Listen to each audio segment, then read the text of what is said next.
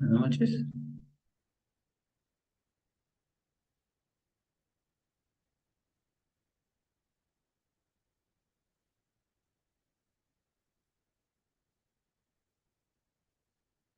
Buenas noches. Buenas noches. ¿Qué tal, Alexandra?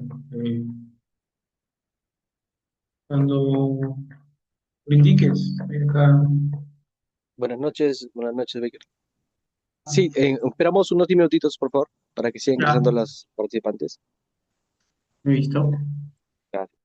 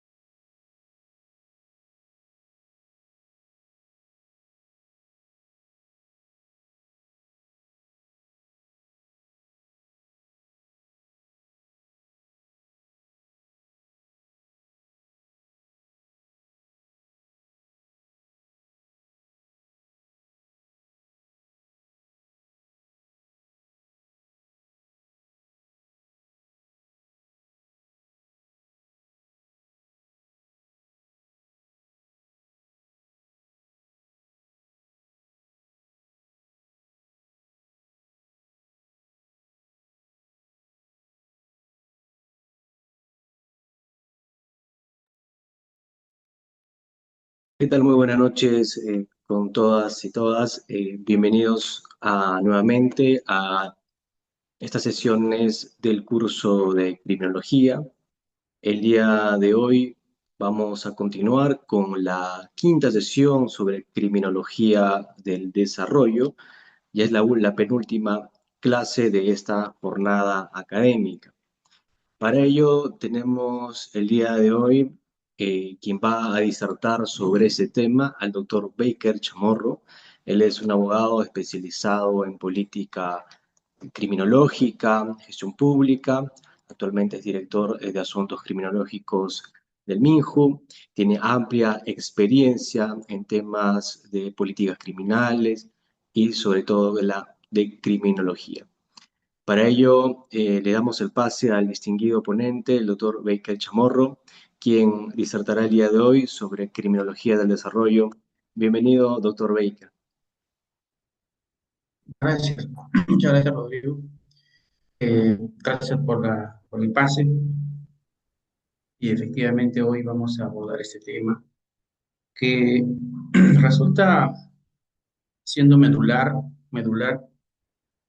en la orientación que el Estado peruano eh, ha tratado, ¿no? de usar políticas un poco consistentes en la línea de trabajo, vinculadas precisamente a los adolescentes. Desde el 2012, que justamente se hizo popular este chico mal llamado Gringallo, y a partir de ahí se generó una línea de trabajo que creo que hasta el día de hoy, a pesar de, digamos, mm, la diversa orientación que ha tomado hoy nuestra política criminal, que se ha vuelto muy, digamos, punitiva, esta línea de los adolescentes ha tratado de mantener su lógica. Sin embargo, se ha visto afectada por los diferentes cambios gubernamentales y cambios de autoridades constantes. Entonces, uno de los efectos prioritarios de la política criminal en el Estado peruano son, digamos, el cambio constante de decisores, ¿no?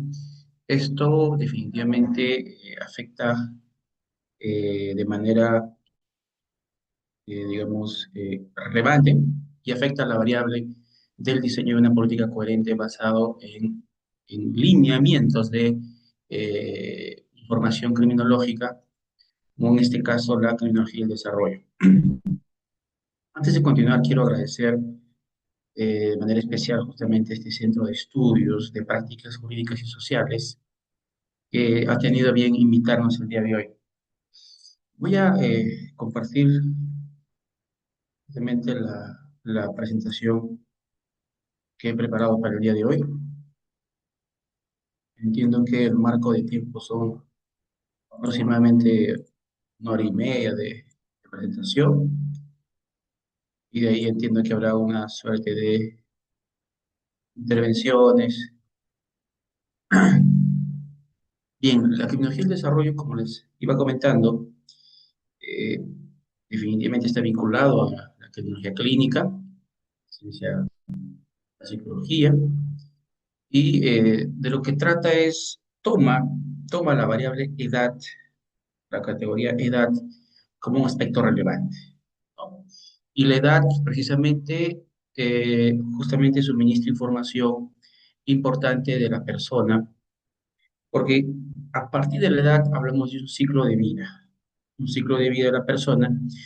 Por tanto, hay edades en las que la persona se ve, digamos, afectada por esta variable edad para aproximarse a las conductas de riesgo. Ergo, está más propensa a incurrir en conductas antisociales y conductas delictivas.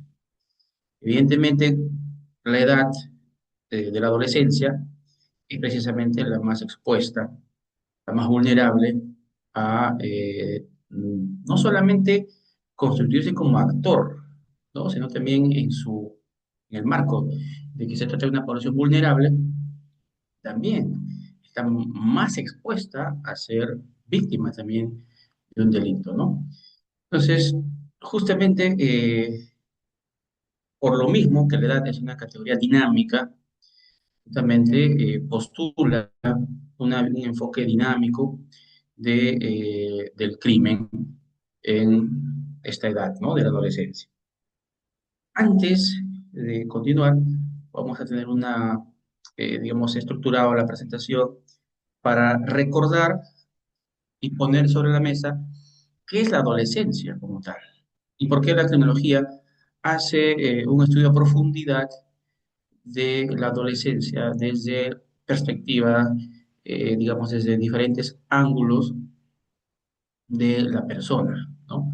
Y cómo es que la adolescencia resulta siendo, en muchos casos, determinante, ¿no? A la hora de identificar alguna conducta eh, antisocial. Bien, la etapa del desarrollo de la adolescencia, ¿no? Características de distintas ciencias y disciplinas. Eh, es importante recordar justamente frente a posiciones extremas de que los adolescentes son conscientes, reconocen el mal, eh, y aparentemente estamos hablando de criminales de mayor nocividad y de presencia justamente frente a estos discursos y como por ejemplo la aprobación que hizo el Congreso de la República el año pasado de la reducción de imputación de la pena a 16 años, basado en discursos superficiales, ¿no? De que los adolescentes, al margen de la edad, pueden justamente aprovecharse de esta condición de la edad para incurrir en conductas eh, delictivas. Entonces, tenemos desde el ámbito del desarrollo físico.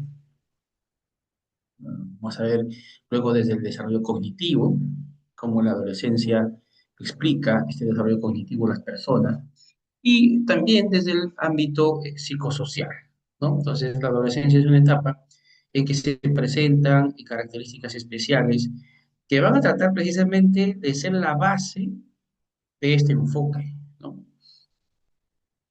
Consideraciones generales, digamos, respecto al concepto de adolescencia. Según la OMS, la adolescencia pues es la fase de la vida que va de la niñez a la edad adulta, ¿no? O sea, desde los 10 hasta los 19 años.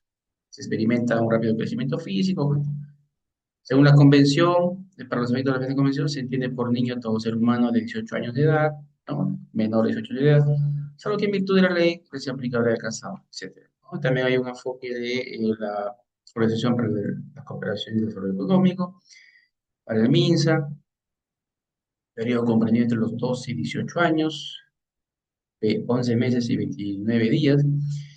Y para el nuevo Código de Niños y Adolescentes, también el periodo comprendido entre los 12 y 18, etc.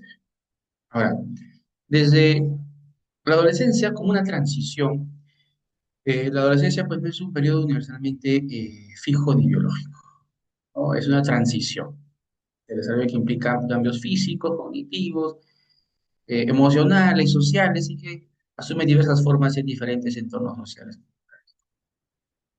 No está desligado entonces del entorno social, ¿no?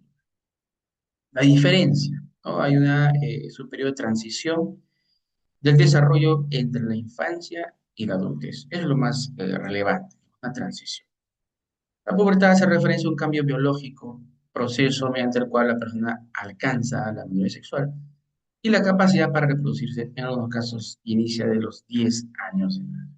Ah, entonces tenemos básica, es una transición de la niñez a la adultez. Ahora, en el ámbito del desarrollo físico, tenemos algunas características ya de la pubertad. Inicia de los 10 años, aumento de las hormonas, proceso de cambios puberales, aparecen algunas emociones negativas como la angustia o depresión, aumentan a medida que progresa la pubertad, ¿no? Primeras sensaciones de atracción o enamoramiento.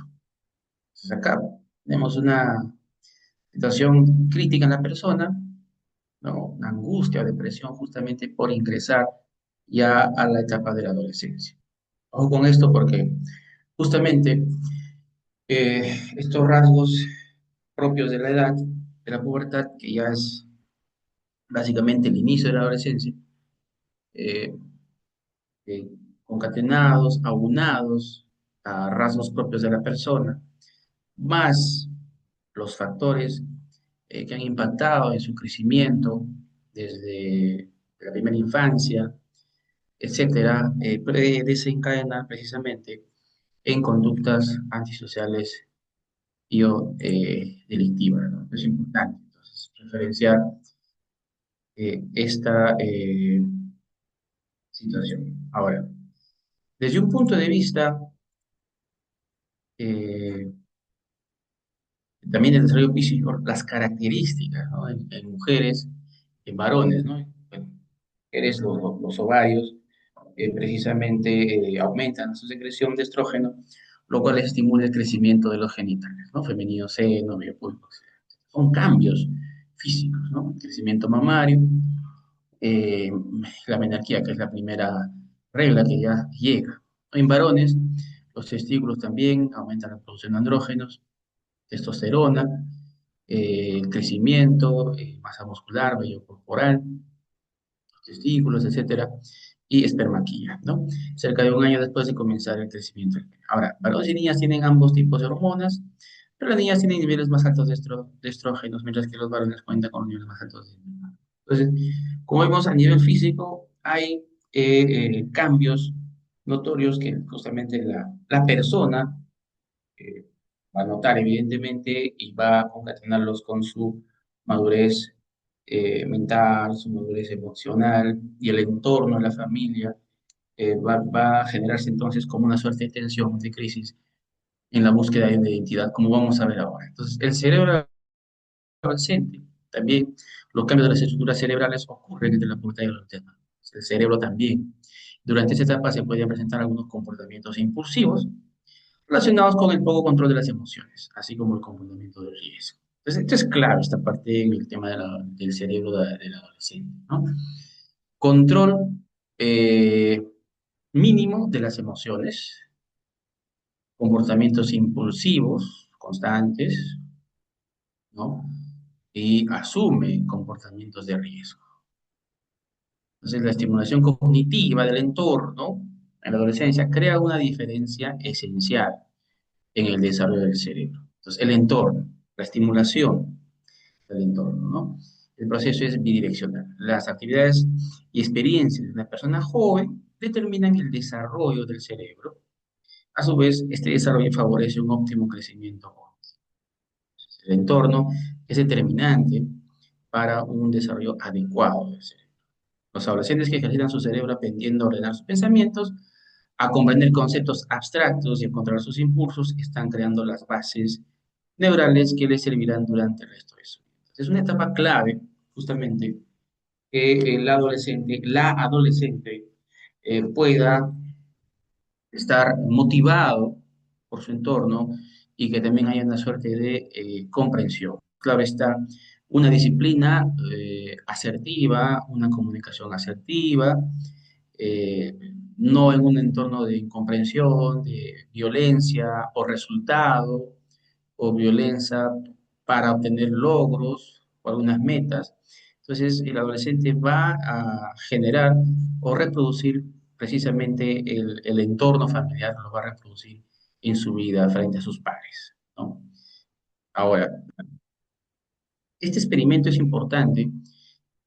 Todd sometió a adolescentes y adultos a una resonancia magnética y se les pidió a ambos grupos que identificaran la emoción en una serie de rostros, ¿no? ¿Qué emoción ves?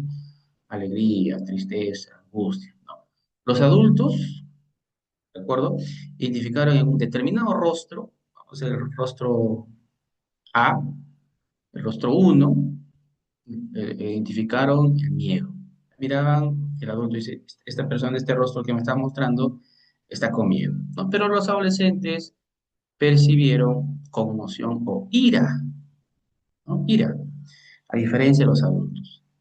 Entonces, los escáneres cerebrales demostraron que los adolescentes usaban una parte diferente del cerebro al interpretar las imágenes. Claro, ¿qué parte del cerebro están utilizando los adolescentes? Especialmente por el cambio cerebral que experimentan. Los adolescentes utilizan menos la región prefrontal que los adultos, ¿no? Los adultos utilizan la parte de la derecha y los adolescentes la izquierda. Como utilizan diferentes, digamos, regiones del cerebro, entonces se entiende que esta parte prefrontal de los adultos está vinculado al pensamiento racional. Entonces es importante este experimento, lo cual podría de alguna forma sustentar la estructuración jurídica diferenciada también para los adolescentes, justamente por un tema de la edad. No que son niños agresivos y que siendo, están encubriéndose en su edad para delinquir o tener alguna suerte de, eh, digamos, responsabilidad mayor o tal cual como los adultos, sino que ya hay una situación vinculado al desarrollo físico, cerebral de las personas adolescentes, ¿no? Ahora, ¿cómo esto repercute los cambios? Justamente lo que estábamos hablando. La adolescencia presenta un periodo de cambios que involucran repercusiones conductuales y emocionales. Algunas de las repercusiones negativas de esta etapa se manifiestan como ansiedad, depresión, interacción con pares antisociales, siguen al líder malo, ¿no? Comportamientos oposicionistas a la autoridad, rebeldía, ¿no? Al padre, al maestro, a quien representa la autoridad, hay una oposición, ¿no? Yo particularmente tengo dos hijas en esta edad y es bien complicado cuando ingresan a esta etapa de oposicionismo por oposicionismo, por retar, ¿no? Y te hacen preguntas tan complejas que ya pues no me respondes porque estoy en la razón, ¿no? Te retan, o sea, la verdad es bien complejo esta edad de la adolescencia. Ahora, trastornos del sueño, la conducta alimentaria, mucho apego al celular, casi casi ya como una adicción. Entonces ahí la disciplina tiene que ser crucial, o sea, la disciplina no errática, ¿no? Sino la disciplina asertiva. Inicio de consumo de sustancias, muchos adolescentes inician alcohol, cigarros y otras sustancias. Crisis de identidad, conducta de riesgo impulsivas, problemas de bullying o comportamientos abusivos, bajan su nivel de empatía, ¿no? Encuentran incluso hasta divertido cuando un par está siendo abusado o maltratado, vejado, lo encuentran divertido. Entonces, deserción o retraso escolar, porque aún no saben que está haciéndose, hay algo malo que se hace, se transmite dolor, se transmite humillación, pero eso no le genera una respuesta asertiva como un adulto. Lo reconoce, pero no tiene ese, como le llaman algunos, ese equipaje suficiente para responder de manera asertiva. Entonces, evidentemente también hay repitencia, deserción, y otras situaciones que se presentan justamente estos cambios en la adolescencia, ¿no? En el ámbito del desarrollo cognitivo, ya comienzan lo que llama estos rasgos de maduración cognitiva, o sea, proceso de maduración. No ha madurado, está en proceso de maduración, ¿no? Ya evidentemente los pensamientos ya son superiores, ingresa el pensamiento abstracto. ¿Qué pasa si elegimos esta solución o si hacemos esto o si lo otro? Tienen ya un pensamiento ya no como el de un niño, ¿no? Ya procesan información de manera distinta, hay un contexto histórico, espacial, se vuelve más frecuente el uso de símbolos, probabilidades, metáforas, algo que no hacen los niños, ¿no? Inicio y desarrollo de planificación a futuro, ¿qué será de mí? ¿No? Hay un desarrollo de la metacognición, pensar en lo que uno está pensando, con la metacognición. Eh, yo creo que quienes vivimos o convivimos con un adolescente vamos a corroborar todo esto, las crisis de identidad constantes, ¿no? ¿Qué será de mi vida? ¿Voy a hacer? Comienzan a pensar en cómo creció su padre, su abuelo, comienzan a hacerse preguntas históricas, espaciales, futuristas. O sea, todo esto, muchas veces también, si no es bien llevado, pero es un proceso de maduración cognitiva muy acelerado. Entonces, el entorno va a encauzar muchas de estas emociones que pueden ir hacia lo negativo, ¿no? Ahora, esta maduración cerebral, precisamente, vinculado a oportunidades del ambiente, ¿no? Hay un relacionamiento hipotético deductivo, el docente considera todas las hipótesis que puede imaginar y las examina, lo que le dice Rato, cuáles son las falsas, ¿verdad? Es una herramienta para resolver problemas. Pero esto se va a generar con un ambiente adecuado. Cuando hay un ambiente, un entorno adecuado, ¿no? La familia, la escuela, el barrio, los pares. Va a desarrollar un pensamiento adecuado, justamente producto de su maduración. Entonces, aunque el desarrollo neurológico de los jóvenes haya avanzado suficiente como para permitir el razonamiento hipotético deductivo, solo pueden alcanzarlo con la estimulación ambiental apropiada. Por ello, la importancia de brindar un contexto adecuado de desarrollo a los adolescentes, ¿no? Sea en la familia, escuela o comunidad. Entonces, ya es política de Estado priorizar justamente en esta población, brindar servicios diferenciados, una atención, al menos hay una política de juventud, hay evitación de la violencia en adolescentes, en las familias con adolescentes, hay leyes de erradicación de la violencia de género e integrantes de la familia. Entonces, hay un marco para precisamente garantizar, procurar que los adolescentes tengan esta protección, niños adolescentes. Ahora, este razonamiento hipotético deductivo, como estos dos ejemplos, ¿no? O sea, adolescente, tú le dices, la vida es como una montaña rusa de emociones y experiencias. Entonces él va a tener la capacidad de entender esta suerte de metáfora, ¿no? O el tiempo es oro. Bien. Si a un niño de 5 6 años, 7 años le comentas esto, va a tener dificultades de comprensión porque va a pensar que el tiempo es una barra de oro, ¿no? Entonces ya de adolescente no, ya tiene esta capacidad de cognición. Entonces, sin embargo, como decíamos hace rato, no es que ya esté maduro, sino esté en proceso. Entonces todavía es un cerebro inmaduro del pensamiento adolescente.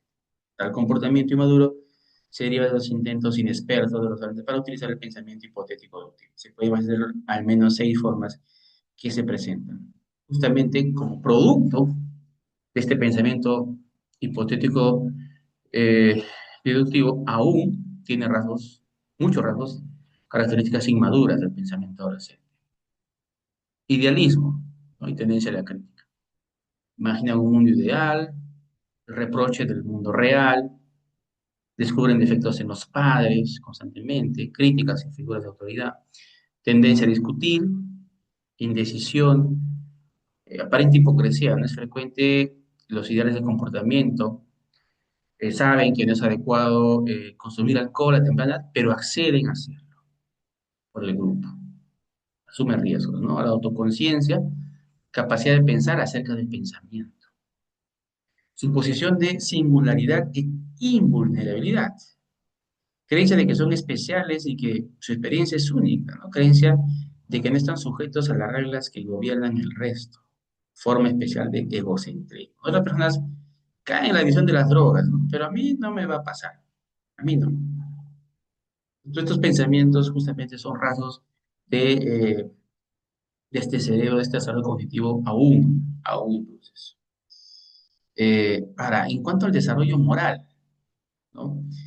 Eh, Se describe, según este autor, Colbert, 3 niveles de desarrollo moral dividido en cada una de sus etapas, ¿no? Nivel 1, preconvencional, orientación hacia el castigo y la obediencia. Los niños obedecen las reglas para evitar el castigo. Etapa 2, propósito instrumental e intercambio. Los niños cumplen las normas por interés y de acuerdo al beneficio que pueden tener.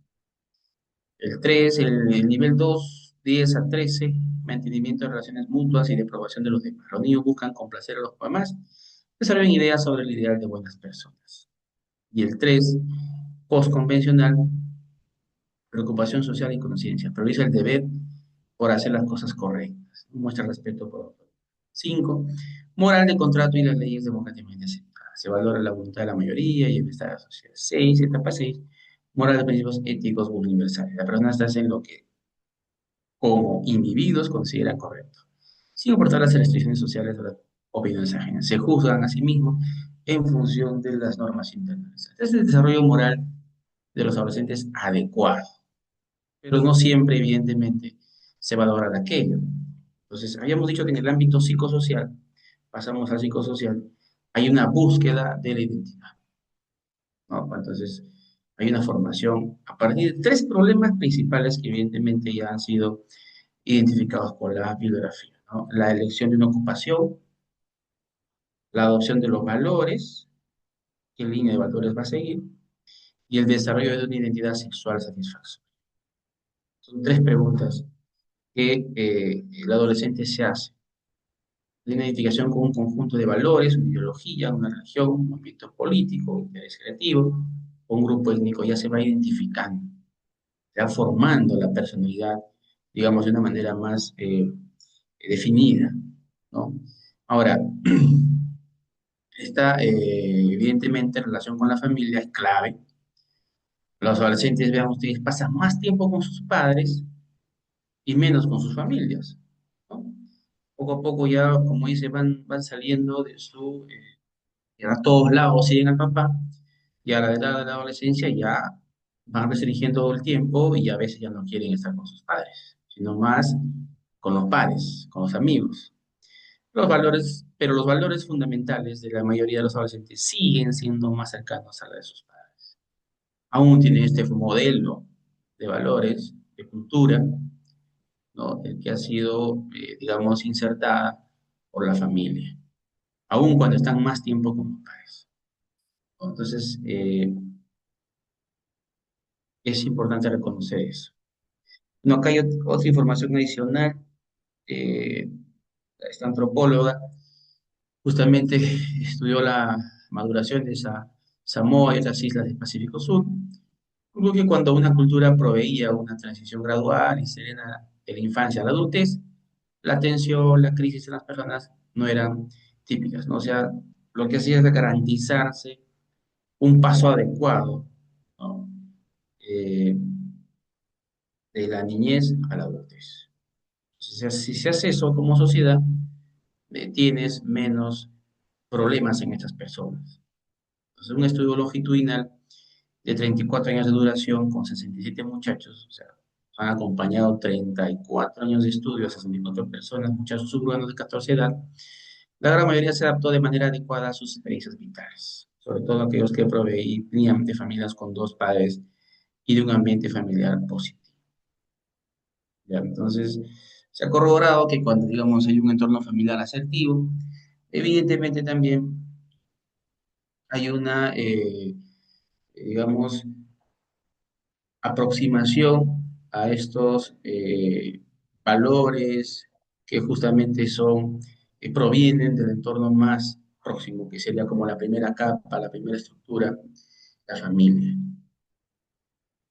Este mismo investigador que hizo la investigación del cerebro nos dice que Todd Strasser, ¿no? Dice, los adolescentes son más manipulables porque están más abiertos a nuevas ideas y tienen menos prejuicios.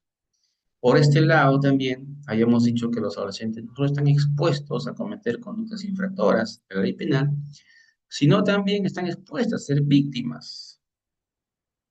Entonces, a veces cuando uno piensa en la edad de la adolescencia, eh, en cuanto a mujeres, tienen una tensión en el hogar, tensión de valores, crisis existencial sumado al desarrollo, la búsqueda de identidad, factores de riesgo negativos en el entorno, en la familia, y la personalidad.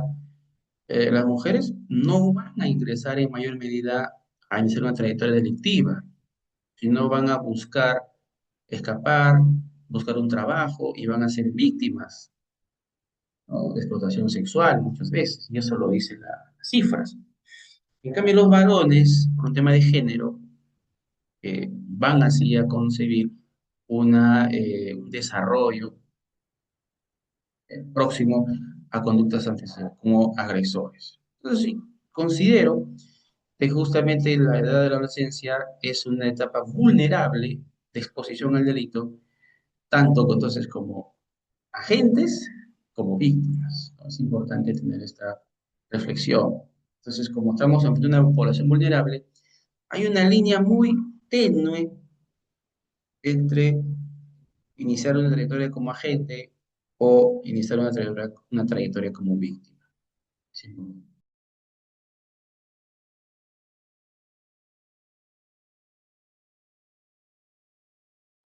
Bien, algunos modelos que pueden explicar esta conducta infractora. Creo que estas teorías ya van a ser repasadas en los otros módulos: la teoría del aprendizaje social, teoría ambientalista, el aprendizaje de la agresión.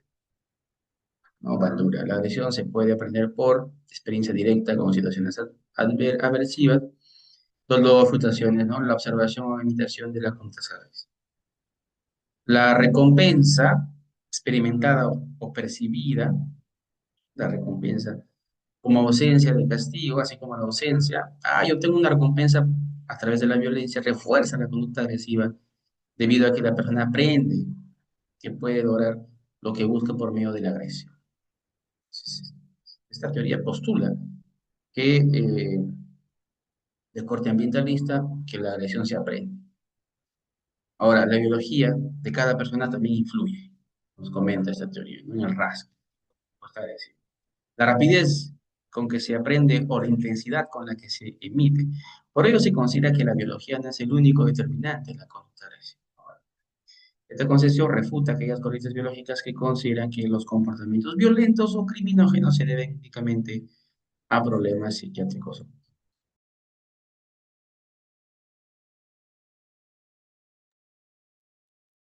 Esta teoría nos dice que hay grupos sociales de influencia que hemos venido precisando. El primer grupo, primarios, familiares y amigos cercanos. Luego los vecinos, compañeros de escuela o trabajo. Luego los medios de comunicación. Entonces, para Warenham y otros, plantean que los grupos primarios influyen en mayor medida los comportamientos de las personas, siendo así los grupos secundarios y terciarios que influyen en menor medida, ¿no? De esta forma, el aprendizaje es significativo. Está en función de la relación diferencial, como cada grupo social. Ahora, tenemos una línea de corrientes críticas, ¿no? Que nos hablan del proceso de criminalización. Invierten un poco el paradigma. Es decir, cambia el lente, el foco con la que se observa la criminalidad para estudiar los procesos por los cuales un determinado comportamiento llega a ser definido. El derecho penal es el derecho de la desigualdad. No sé si lo dicen esto, ¿no? Se juzga como comportamiento desviado, entonces toda aquella conducta que socialmente se etiquete como crítica al sistema penitenciario, por supuesto. Eh, Estas corrientes críticas se identifican con el enfoque justamente del etiquetamiento, la ideología marxista, feminista, teoría del conflicto, y por supuesto tienen sus, digamos, defensores, quienes postulan estas teorías, ¿no? Justamente una de ellas, el etiquetado, nos dice en una perspectiva sociológica que se centra en cómo la sociedad define la desviación. Entonces, el foco está ahí. Y cómo las etiquetas impuestas pueden influir en la identidad y el comportamiento de las personas. No solo la etiqueta genera, entonces, una respuesta en el agente etiquetado, ¿no? En desviación primaria, comportamientos que se desvían de las normas sociales, suelen ser transitorios, no resultan en la internalización de una identidad desviada. Claro. En la desviación secundaria, la intensidad, digamos, ocurre cuando un individuo que ha sido etiquetado públicamente como desviado comienza a aceptar esa etiqueta como parte de su identidad y en consecuencia adopta comportamientos que se ajustan a esa etiqueta. Acá ya hay un impacto justamente en esa persona que empieza a aceptar su etiqueta, ¿no? Comportamiento desviado se intensifica y se vuelve más frecuente, ¿no? Resultado de la reacción social y la internalización de la etiqueta.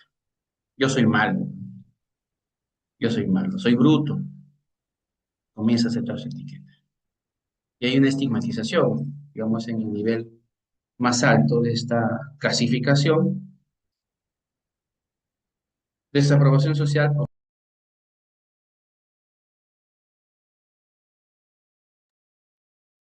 Experimenta una persona que es etiquetada como desviada. Se expresa a través de la exclusión social, el rechazo, la discriminación y la vergüenza. Atributo profundamente desacreditador que estropea la identidad social. Es el valor más alto, el impacto que tiene, digamos, ya la estigmatización como tal, ¿no? La exclusión social de algunas personas o grupos etiquetados como, digamos, los responsables de los males de la sociedad.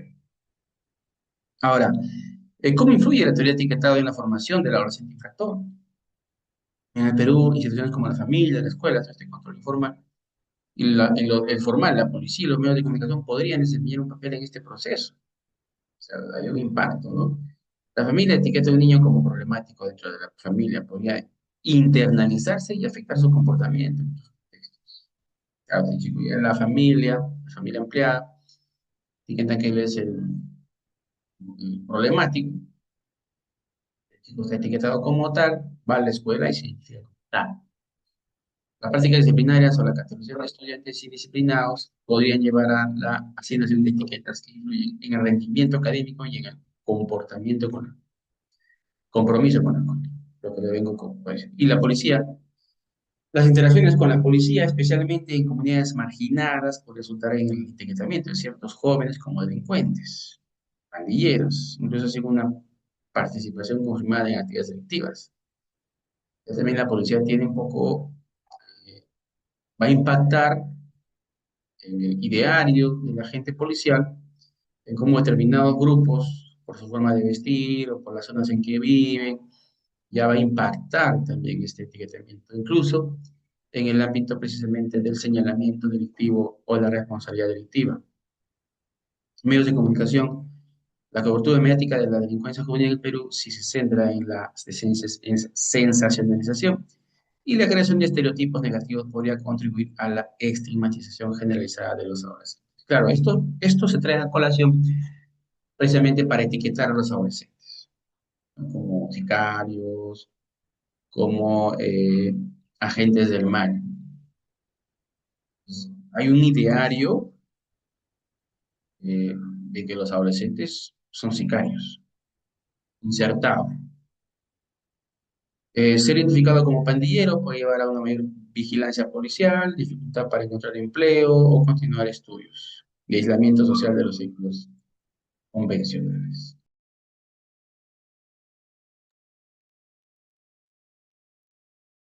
La tecnología mediática, como es esta voz especializada, también hace señalamientos, trabaja sobre un conocimiento ya sedimentado de lo que es el crimen, la violencia. eh, Hay una construcción entonces comunicacional de lo que es eh, crimen o lo que se ha definido como tal y cómo esto se vincula a determinados grupos y cómo esto se reproduce causando ya en el entorno este pánico, este miedo al delito, se exacerban los ánimos y hay una respuesta precisamente, digamos, una respuesta eh, reactiva del derecho penal a propósito del Congreso de la República, ¿no? Los efectos son justamente nocivos para una política criminal coherente.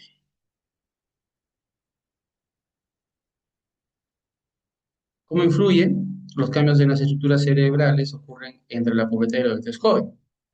No, de acuerdo con los datos éticos del Ministerio Público, la participación de los adolescentes en la criminalidad total del país para 2003 representó el 1,5 y 98 para otros. Es decir, de acuerdo a un estudio de UNICEF, nos dicen que los adolescentes solo son responsables del 1,5 de los delitos en el país. Sin embargo, los medios de comunicación desempeñan un papel significativo en la formación de autoimagen de los adolescentes y su percepción de los demás. Los discursos pueden enfatizar la participación de los adolescentes en crímenes crueles y asociar su forma de hablar con actos criminales, generando temor en la población hacia este pueblo.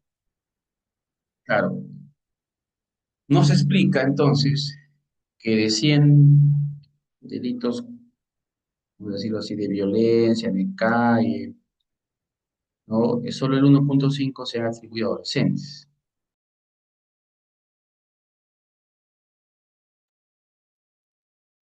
Y a veces me da mucho que pensar porque hay autoridades policiales que comentan que la mayoría de criminales que son detenidos son adolescentes. Y de estos, muchos tienen armas, ¿no? Y hay una fijación casi como trasladar un poco también la responsabilidad del fenómeno a este grupo etario. Complicado, ¿verdad? Cuando se hacen este tipo de afirmaciones y es reproducido a escala por los medios de comunicación, generándose en verdad todo un impacto en la política de adolescentes, que luego vamos a ver algunos intentos que se han hecho, como les decía al inicio, estos avances que se han tratado de lograr concretar han sido exiguos o a cuentagotas, precisamente por los cambios afectados por la tecnología mediática, por este populismo penal, afectado por la pésima gestión de los recursos para sustentar las políticas criminales.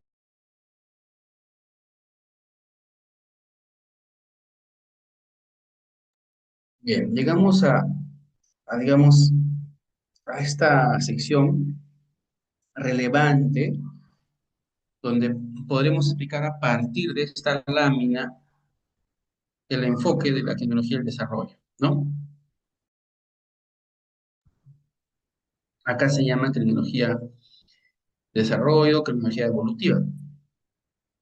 Vean ustedes, estimados amigos, amigas, que en la línea azul, digamos, es el comportamiento etario y cómo las personas, tras estudios longitudinales, a partir de los 10, 15, 16, 17, 20, se van aproximando a la conducta antisocial, pasa la edad de la juventud primaria, adolescencia, y cae la campana. A estos adolescentes que han iniciado de manera temprana, les llamamos los persistentes. Este vocabulario, el adolescente persistente, precoz, es muy conocido en el ámbito ya de la gestión nacional cuando uno ya habla con personas que están involucradas en el desarrollo de políticas públicas para evitar criminalidad juvenil. Esta teoría ha ingresado, digamos, ya a ser de alguna forma conocida y en el discurso muchas veces se habla así, ¿no? Estamos hablando de personas del Ministerio de Justicia, del PRONASEC, del INPE, que están los técnicos que trabajan en estas labores y dicen, oye, este adolescente es persistente, ¿no? Es decir, que ha iniciado su trayectoria de conductas antisociales a muy temprana edad y a la adolescencia, digamos, se ha activado y luego se ha agravado y lo acompaña hasta una edad adulta, ¿no? Es decir, acá tenemos, digamos, la exposición es mayor, el compromiso es mayor con el delito, mayor compromiso de una vida en el delito, entonces estamos con una delincuencia persistente, que será complicada su intervención en el plano, por ejemplo, penitenciario para lograr una reinserción eficaz, este perfil. No es persistente, es una persona que no tolera tratamiento penitenciario, tratamiento en centro juvenil, ¿no? No hace caso, no hay disciplina. Es un interno que no se adapta al régimen de vida. Constantemente sancionado, es trasladado de penal, es enviado a Chayapalca, en el caso de adultos, en el caso de adolescentes es enviado a Ancón, donde hay problemas, agrede a los compañeros, y son agresiones que pueden llegar hasta la muerte. Entonces, es una población la menor, pero está ahí. Entonces, la intervención a este nivel es, debe ser más intenso, debe ser más, eh, digamos, multisistémico, ¿no? A propósito del enfoque ambiental, que creo que ya lo vieron, debe de abarcar los ambientes, principalmente a la familia y el entorno, a la escuela. Entonces, la intervención debe ser multisistémica para lograr resultados.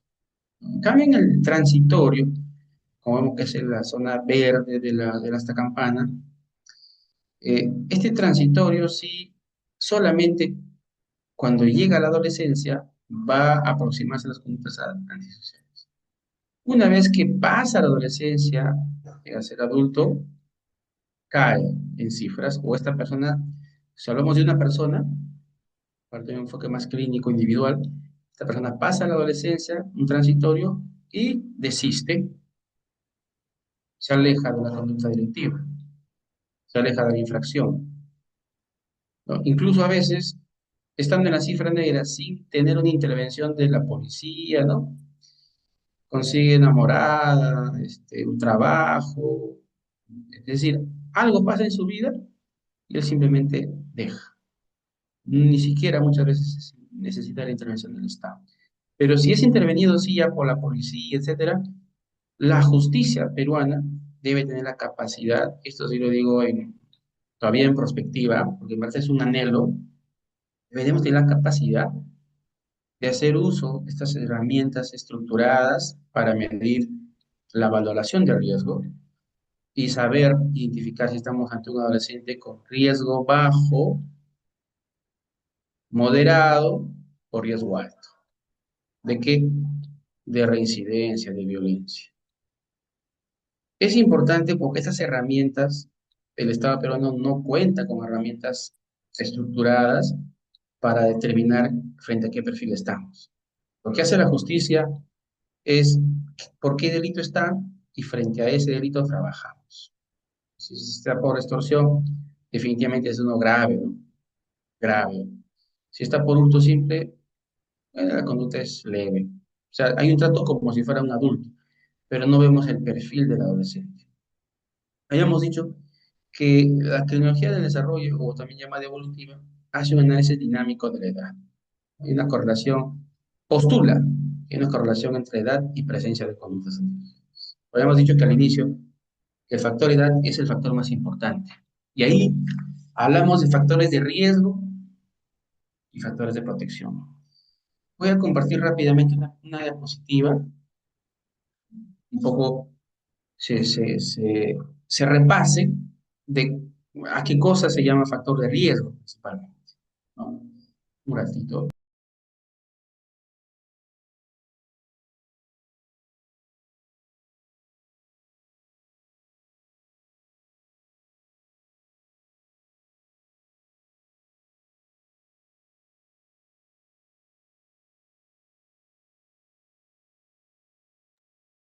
Bien.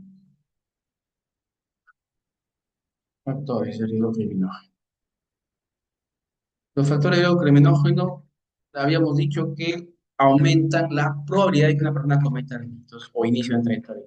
¿No? Estas categorías pueden ser clasificadas en las siguientes: factores individuales, antecedentes penales, rasgos de la personalidad antisocial, impulsividad, falta de empatía, agresividad, brecha de salud mental, baja autoestima, mal manejo ante frustraciones, abuso de sustancias, familiares, violencia familiar, funcionales, cuidado inadecuado de los padres, disciplina errática, familias con antecedentes penales, bajo nivel educativo de los padres, sociales, desigualdad social, falta de oportunidad laboral, cultura de violencia, escasa cohesión social, deserción escolar, violencia escolar, mal uso del tiempo libre, ambientales, situacionales, entornos violentos, barrios con alta criminalidad y violencia, acceso limitado a servicios básicos, falta de espacios públicos, eh, eh, presencia de mercados ilícitos, los factores endocrinógenos de una óptica de la área criminológica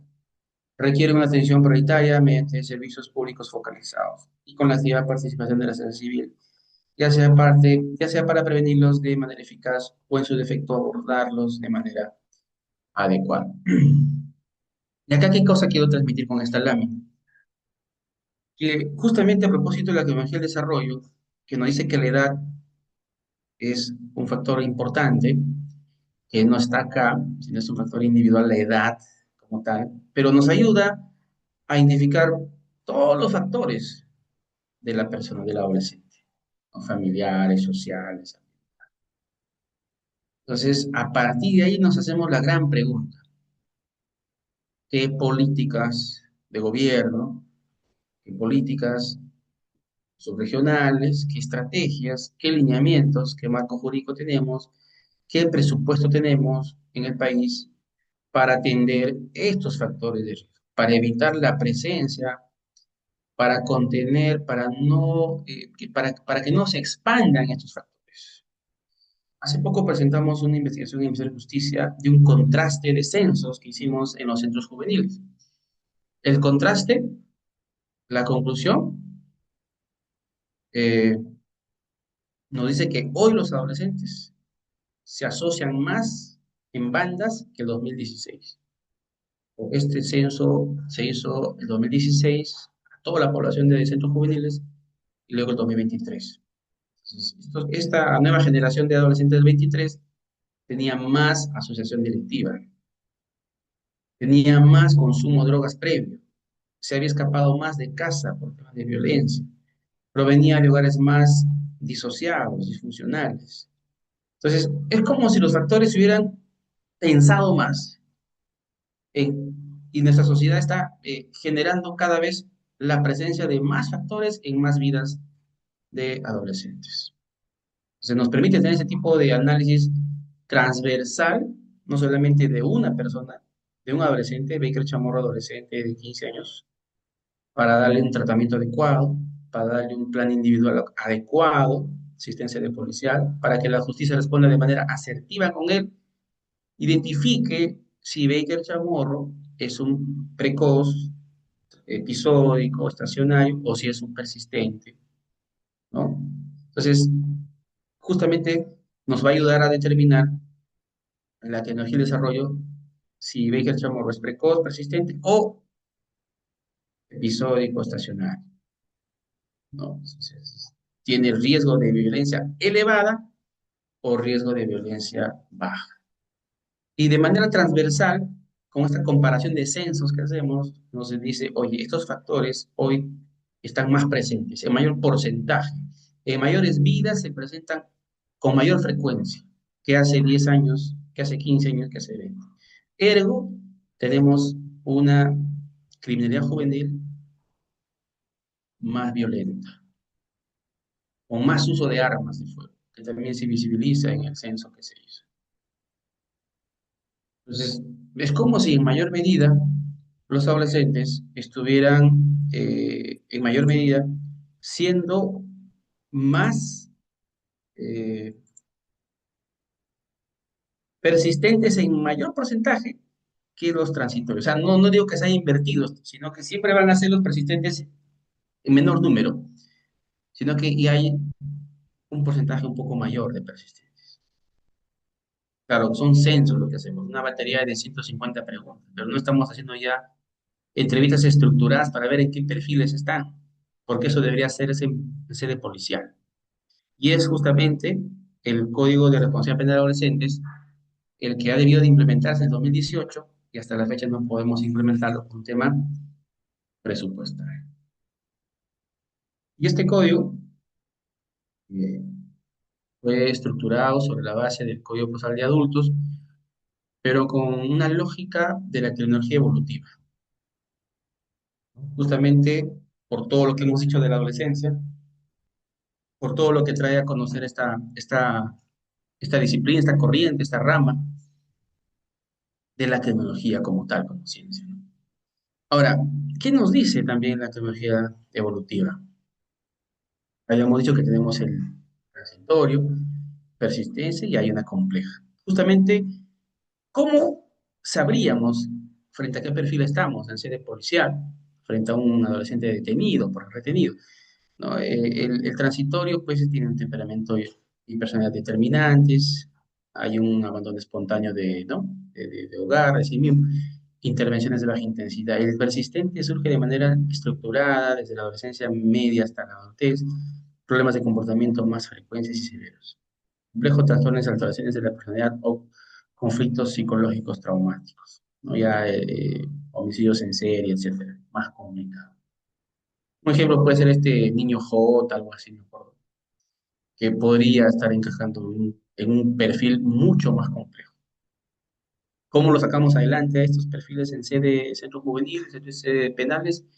Con tratamiento dirigido a estos perfiles, que hoy en día también el Perú ha desarrollado programas de tratamiento estructurados, pero no aún con la capacidad y necesidad o en el nivel óptimo que se necesita para atender a la población de centros juveniles y de penales. Entonces, en principio y a priori, la población adolescente cuando llega a sede policial fiscal, el transitorio no tendría por qué pisar el centro juvenil y el persistente sí. No puedo decir así porque hay casos y casos, pero hoy en día ambos pueden llegar a pernoctar en una misma cuadra, en una misma habitación. Entonces, si no somos asertivos en la justicia juvenil, vamos a tener un contagio criminógeno muy complejo, justamente porque son adolescentes y siguen al líder malo o admiran al líder malo, vamos a tener un desarrollo criminal en esta subcultura ya sedimentada criminal más complicada. Deberíamos tener por lo menos la capacidad de identificarlos y diferenciarlos como lo hace Chile. A propósito, esta lámina es de Chile, ¿no? Eh, ¿Cuál es el estado situacional de los adolescentes en el Perú? Estado situacional de los adolescentes en el Perú, enero,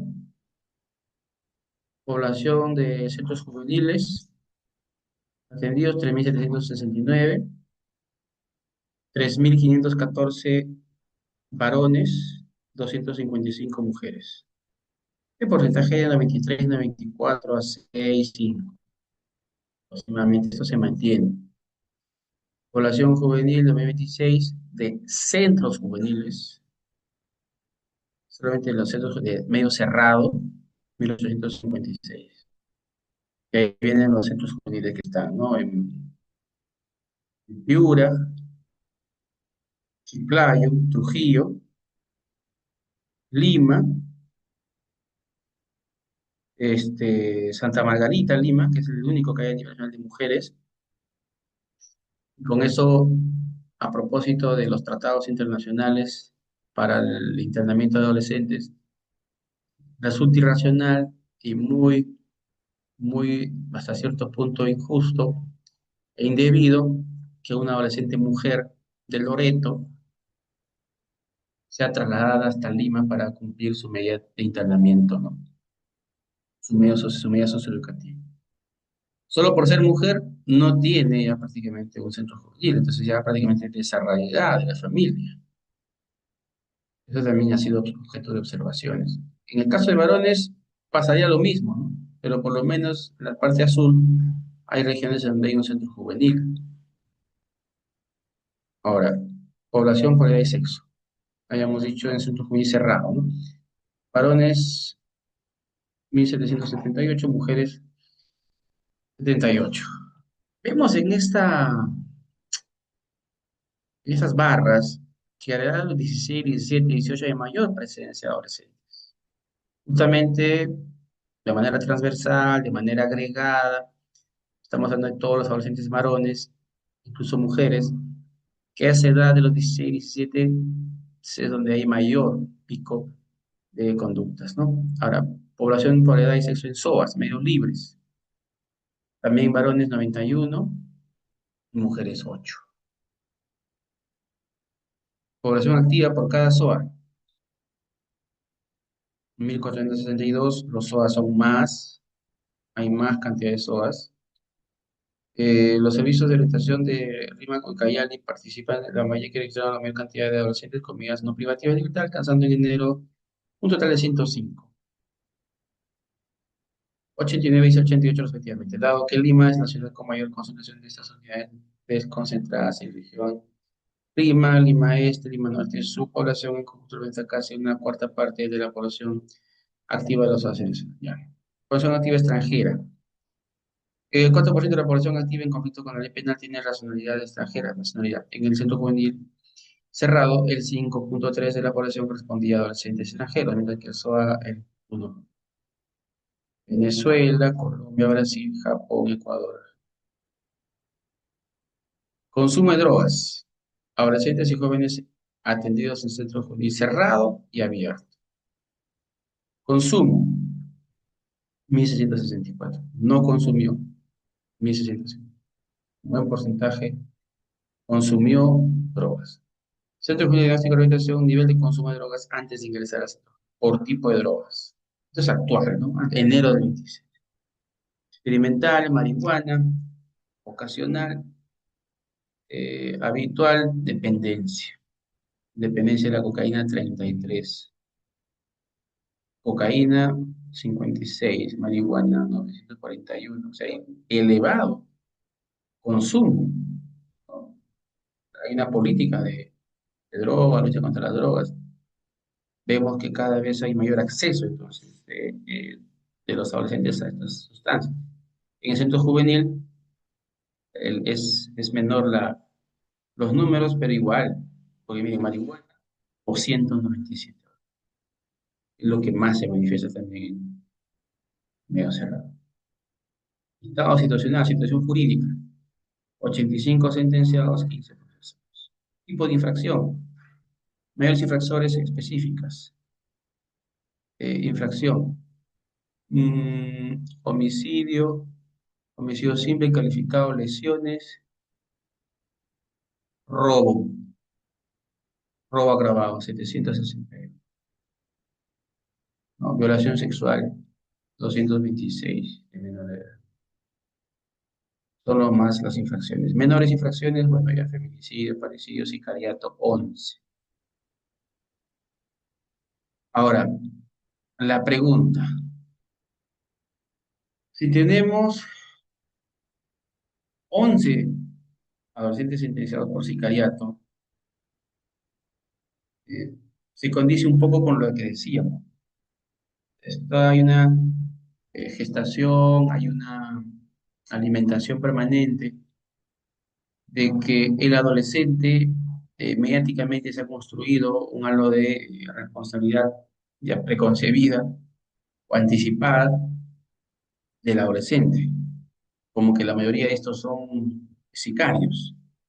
Pero frente a los números grandes que vemos acá, 1.800, 2.000, etcétera, la 11, es como que el número con la cantidad, y si traemos a colación la cantidad de adultos implicados en sicariato, vamos a darnos cuenta que es una parcela de 1%, 1,5%, pero que sin embargo se ha expandido tanta digamos, el estereotipo de que ya asumimos que los adolescentes que están en centros juveniles tienen este tipo de implicancia delictiva, inmersión criminal.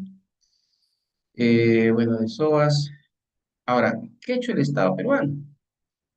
Suscribió con tratados, aprobó el 2005, inició el proyecto de justicia restaurativa del Ministerio Público, justicia juvenil restaurativa, que trabaja también sobre factores de riesgo, sobre factores de protección. Adolescente que llega a un centro juvenil inicia el enfoque restaurativo, justicia juvenil restaurativa, precisamente los psicólogos que trabajan en el programa, los trabajadores sociales, tienen que tener una capacitación sobre los factores dinámicos vinculados a la edad. Entonces, sí, yo considero que la tecnología del desarrollo evolutiva ha impactado favorablemente en el desarrollo, en la expansión, en el sostenimiento de estas intervenciones como la justicia juvenil restaurativa del Ministerio Público. Se aprobó una política penapta de la adolescente con Código Penal en el 2013 que también se basa en este enfoque. Se aprueba el CRPA 17 y el 18 su reglamento. Por eso les comento que el CRPA, el Código de Responsabilidad Penal de Adolescentes, está pendiente de iniciarse desde 2018. Hay un calendario que viene postergándose año a año por falta de recursos económicos. ¿Por qué? Porque este código nos comenta o dispone a que en sede policial haya un módulo, eso es importante, cómo se condice la teoría con la práctica. El Código de la Protección Penal de Adolescentes justamente nos dice que en sede policial, cuando un adolescente llega detenido, citado, debe haber un espacio adecuado para el adolescente, y donde un equipo multidisciplinario compuesto por un psicólogo, trabajador social, educador, lleguen a hacerle una entrevista y una evaluación estructurada de 1, 2 horas, 3 horas, para ver qué cosa, si estamos, se aplica una evaluación, una herramienta de evaluación de riesgo, para ver si estamos frente a un transitorio, frente a un persistente. En pocas palabras, frente a un riesgo bajo o un riesgo moderado alto. Para determinar frente a qué adolescente estamos, qué perfil tiene. Entonces el código nos dice, se tiene que hacer esto. Y este módulo cuesta millones. Este equipo de Ministerio Público también, ¿no? Entonces, eso es un poco el reto del Estado peruano que tenemos para avanzar e implementar este código. La Fiscalía tiene que hacer un equipo disciplinario, un equipo preparado para tratar justamente este tipo de factores, el juez capacitado para hablar en el lenguaje de factores de riesgo, para hablar en lenguaje de persistente, precoz. Se traslada a los centros juveniles, se publica, o sea, los centros juveniles que están en el Poder Judicial se trasladaron al MIPUS, en teoría para mejora. Se publica la política de adolescentes en riesgo y en conflicto con el penal, la 23 y 26. Se espera, esto lo pongo de manera aspiracional, esperemos iniciar con la implementación del código en Lima.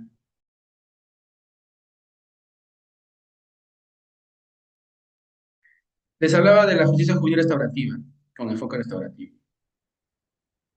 Hay una comparación que se hace de por qué es más provechoso para todos, para el adolescente, para la familia, para la sociedad, para la víctima, aplicar el código de responsabilidad penal a los adolescentes, porque nos trae como enfoque medular la justicia restaurativa.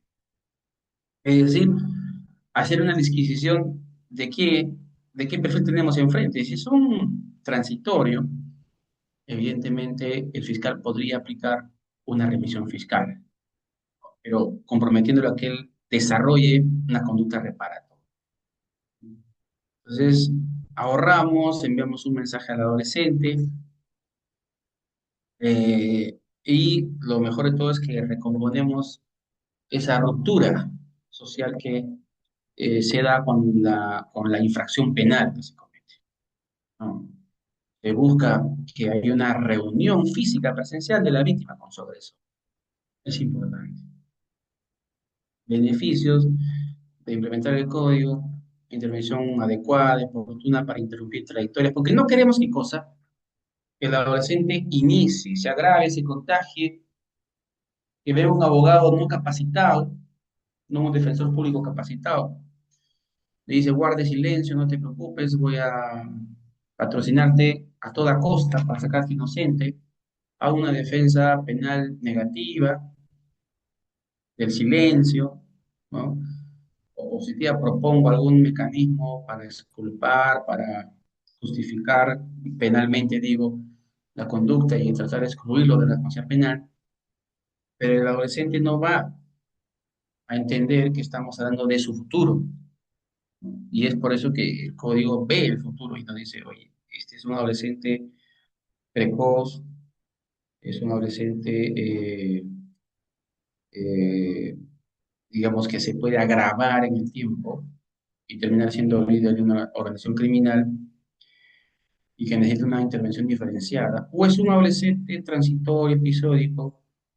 Entonces ahí la respuesta de la justicia debería ser mucho más acorde con el perfil. Y para tener esta correspondencia de respuesta jurisdiccional versus perfil, necesitamos capacitación, herramientas estructuradas, políticas de seguimiento, políticas de evaluación, incentivos, justicia diferenciada, fiscales de adolescentes en conflicto penal, defensores especializados en adolescentes en conflicto penal, mediador penal, que es la figura nueva que estamos buscando implementar, porque justamente para hacer la reunión entre víctima y agresor necesitamos no un conciliador, sino un mediador, que es un operador jurídico que aún no se cuenta en el país, ¿no? Eh, Innovaciones, entonces, este código, que digo está pendiente aún de implementarse, nos traía un módulo en la sede policial, acá está el módulo graficado, ¿no? Donde la policía es preparada para tener adolescentes, no puede ser el mismo, y este es un poco el cambio, ¿no? Y en esta serie habíamos dicho que cuando llega el adolescente a su sala de reposo, acá pueden ver ustedes la sala de reposo, de meditación, luego se hace una entrevista con todo su equipo interdisciplinario para ver el perfil. En el Ministerio Público, evidentemente, necesita despachos especializados. Justamente el costeo que hemos hecho ahora es 50 millones para implementar el nuevo código en Lima. ¿No? Solo en Lima, no. A mí particularmente me parece un exceso.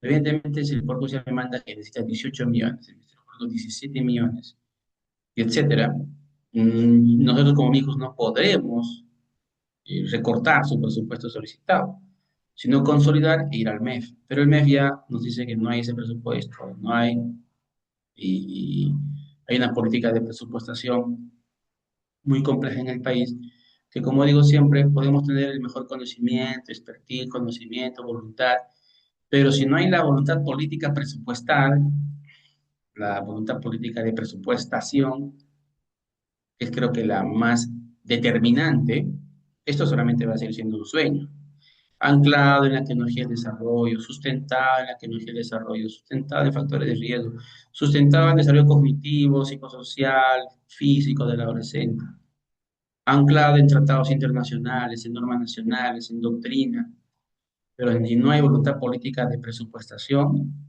no vamos a tener éxito. Y eso es lo que está pasando. Un dilema propio de nuestro país, de no tener un gasto público que priorice el futuro de los adolescentes, que 50 millones no serían nada, versus los, si son 104.000 internos y solamente tienen su plaza vacante 41.000, estamos hablando más de 60.000 internos que tienen su unidad de albergue.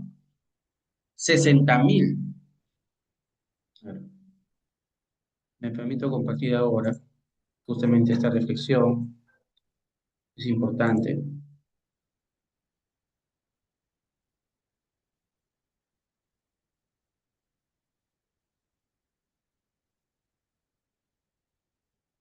A ver, tenemos en el Perú, si alguien me ayuda, eh, 104.000 internos, ¿de acuerdo? Unidades de albergue para 40.000 unidades de albergue. Ahí tenemos una diferencia de 64.000 internos que no cuentan, ¿ya? De albergue. Tenemos una sobrepoblación de 150% aproximadamente. Bien, un establecimiento penitenciario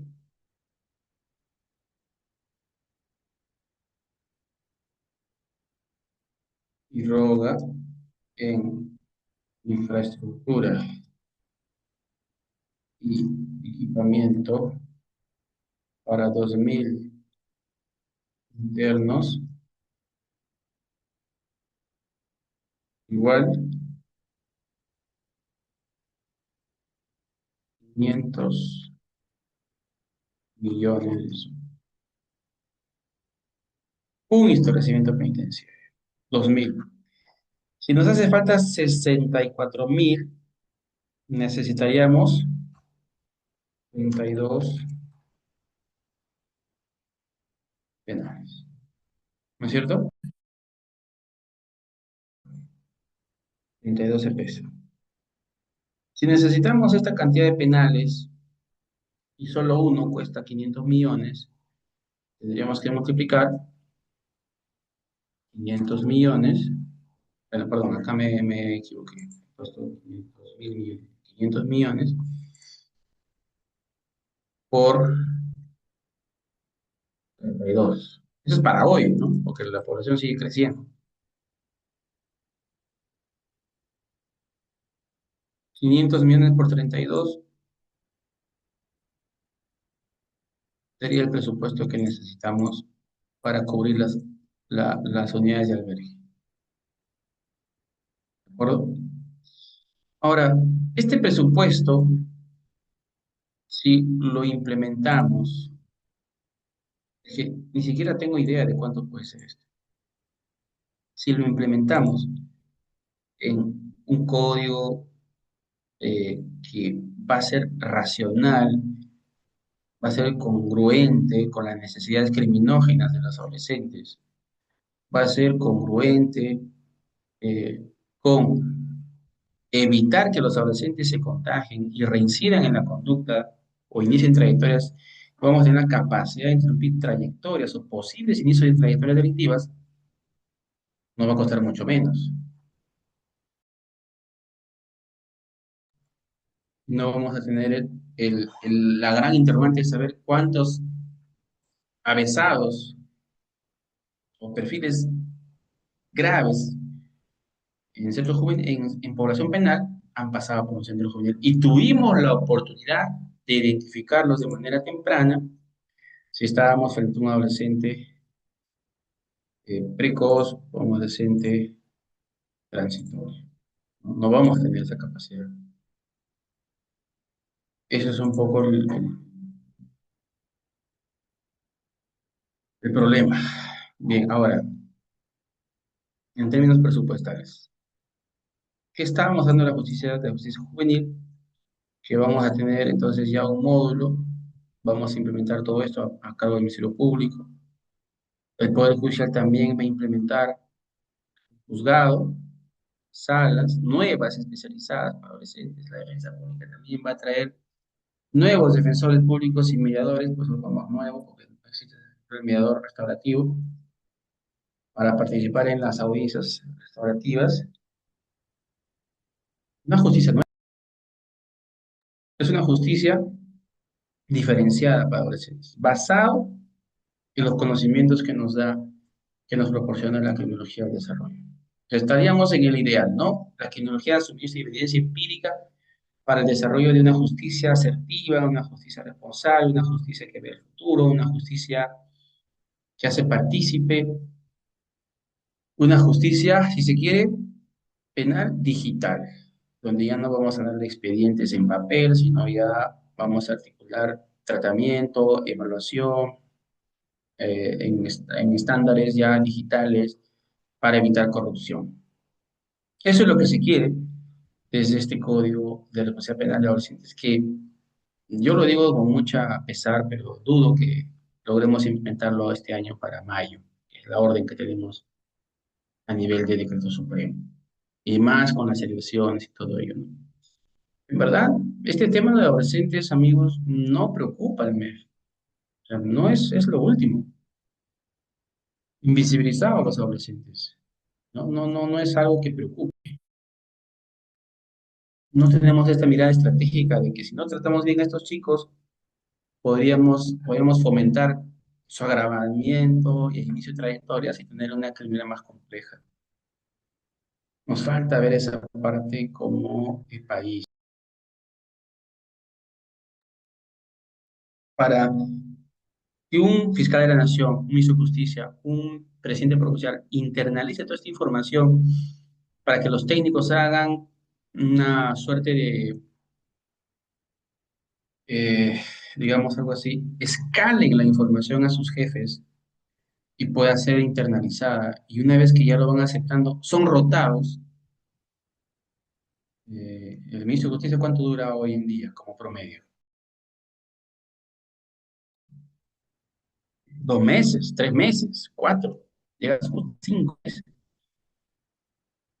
El ministro de Interior, ¿cuánto dura? 2 meses, 3 meses. Poder Judicial, 2 años, Ministerio Público, 3 años. Pero como ha venido el Ministerio Público, cada 6 meses ha estado un cambio de fiscal. Entonces, si no tenemos la gobernanza asegurada de las políticas públicas frente al crimen, de haya rotación y no haya la debida el marco presupuestal para impulsar esto, no va a ser posible. Entonces, estamos contrastando ya lo que pasa un poco en la crisis en la gestión de la política criminal vinculada a adolescentes en conflicto con el penal, ¿no? Bien, hasta ahí entonces gracias por haberme dejado presentar la información. Quedo atento entonces, estimado Rodrigo.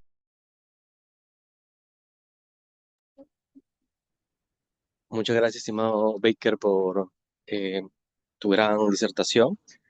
Quedamos ahora atentos a las preguntas de los participantes. Si tienen alguna pregunta, pueden hacerlo a través del chat o levantar la mano e intervenir.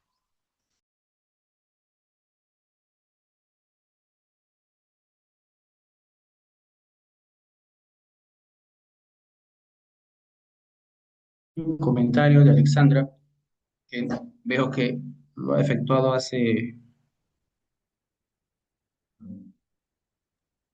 ya casi una hora, creo, que sí, ahí marca de que, como bien dice, es indignante que cuando hay algún operativo o control por las zonas, determinadas zonas agarren o piden al DNI a personas con ciertos rasgos o por la forma de vestir, mientras que otras no. O sea, justamente ya se ha internalizado ya pronto esto de la estereotipización de algunos grupos, jóvenes, personas, que ya se vinculan con conductas delictivas.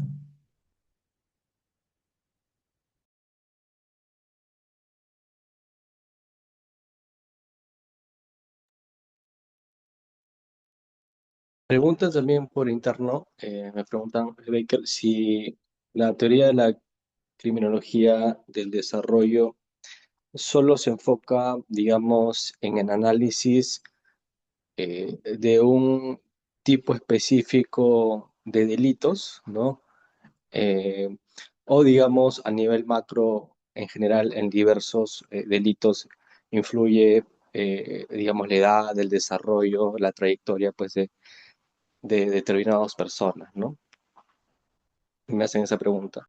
Sí, lo que he visto yo es que en cuanto a bibliografía, justamente lo que hace es comentar de que la edad influye de manera determinante en que algunas personas se aproximen al delito en la adolescencia. Y también nos cuenta de que cuando una persona llega a la adultez, ¿no? Y explica cómo algunas se pueden agravar, se pueden, digamos, eh, volver criminales violentos a determinada edad. Lo que he visto es que esto más se vincula con delitos de violencia, con delitos de calle, sangre, ¿no? No es tanto para, digamos, estas economías ilegales. No he visto estudios de criminología del desarrollo para este tipo de criminalidad, sino más que nada para delitos de violencia, patrimoniales, ¿no?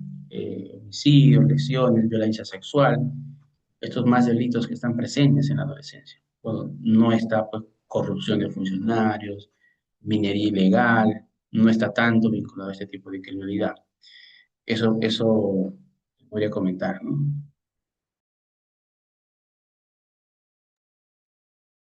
Perfecto, Baker, quedó clarísima eh, la precisión que has realizado.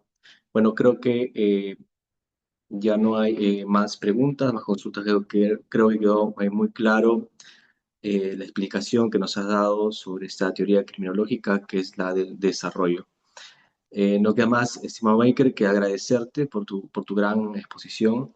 Esperemos que no sea la primera participación, sino, perdón, la última, sino la primera de muchas más que se van a realizar a través del Centro de Estudios de Prácticas Jurídicas y Sociales. Muchas gracias, Baker, por tu participación y por reiterarte la gran exposición que nos has dado sobre este tema que es la criminología del desarrollo. Muchas gracias. Gracias. Hasta la oportunidad. Hasta luego. Gracias a los directores. Gracias, Tema Baker. Muchas gracias también a todos los participantes y ya nos estaremos viendo en la siguiente sesión. Y que es la última, que por cierto, participará el doctor Bailón y será en la última sesión de este curso. Bueno, nos vemos en las siguientes sesiones. Muy buenas noches con todos y todas.